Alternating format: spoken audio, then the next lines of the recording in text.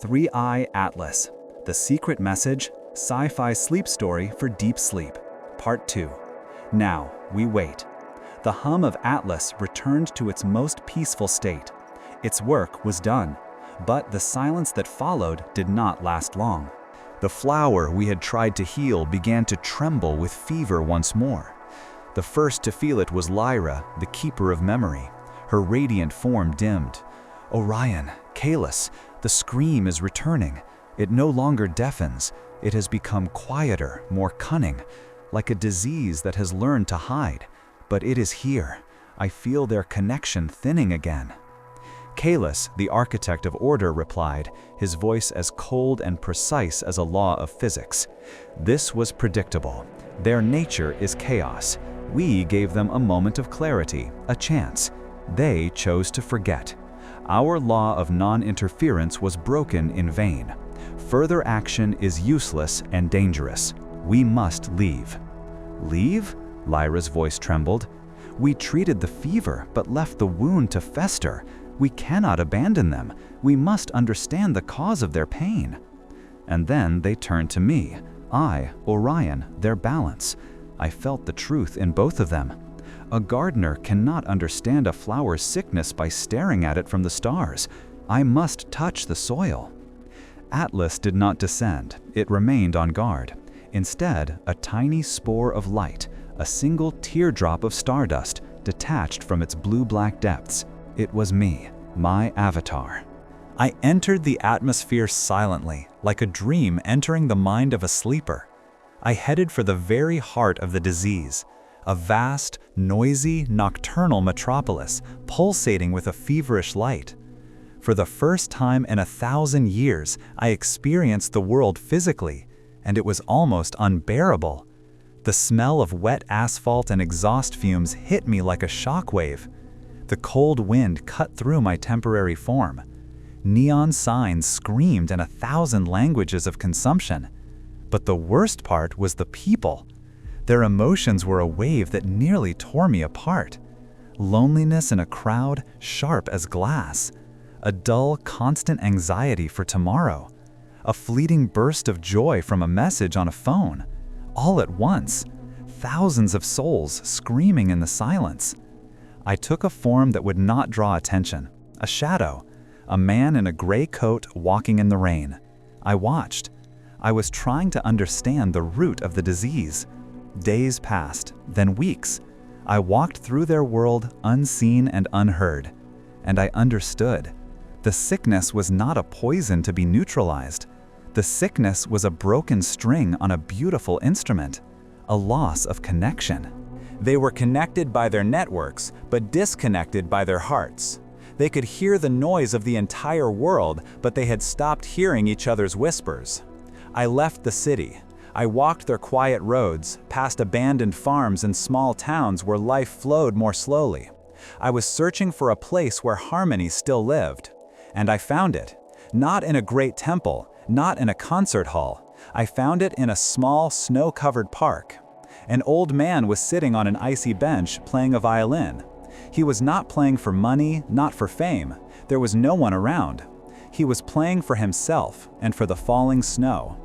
And that music, it was the pure note, the echo of Earth's primordial harmony that Lyra kept in her memory. And I understood. To heal the world, you must not silence the chaos from the heavens. You must find the quiet, pure melody on the ground and help it to be heard. I stood under an old tree, closed my eyes, and spoke to my brothers in orbit. Kalis, you were wrong. Their nature is not chaos. It is music, buried under noise. Lyra, I have found your song. But simply amplifying it is not enough. They must see it, all of them. All at once. The response came instantly. From Atlas, a single, perfectly focused beam of resonance descended. Its target was not the soul of man, but the soul of the planet itself. Atlas touched an invisible string running through the Earth's core, and the planet began to sing. It started as a barely perceptible vibration. The old violinist in the park suddenly felt his violin begin to resonate on its own, producing a sound so pure and deep it took his breath away. But that was only the beginning. All over the world, people stopped. On battlefields, soldiers heard the wind itself begin to form into an ancient, forgotten lullaby of their common ancestors. They lowered their weapons, listening. In the noisy megacities, something else happened. Every glass skyscraper, every window, every phone screen and billboard began to vibrate and glow with a soft azure light. On every screen in the world, where moments before there was hatred and advertising, the same image appeared, a slowly rotating, perfect image of their own planet. Blue, fragile, without borders or flags. And the image was accompanied not by a sound, but by a feeling of deep, pervasive sorrow. The planet was showing them its pain. On the glowing screens, they saw the scars from fires as real wounds. They saw the oil slicks in the ocean as tears. They saw their cities pulsing with a feverish light, like centers of a disease. This lasted for several minutes, long enough that no one could claim they had imagined it. The whole world stood still, united by a single, undeniable vision. For the first time, they looked not at each other with hatred, but at their common home with compassion. And then, as suddenly as it began, it was over. The glowing stopped, the vibration ceased, the screens went back to what they were before. But the world was no longer the same. It was stunned into silence. My mission was over. My avatar dissolved into the falling snow, and my consciousness returned to Atlas. I looked at Earth again. The dissonance had not vanished. The pain and chaos remained, but they were no longer the only voice. In the global silence that followed the vision, people began to talk, not to shout, to talk. They began to ask questions. Kalis was silent for a long time. Then his crystal voice chimed, and there was no coldness in it.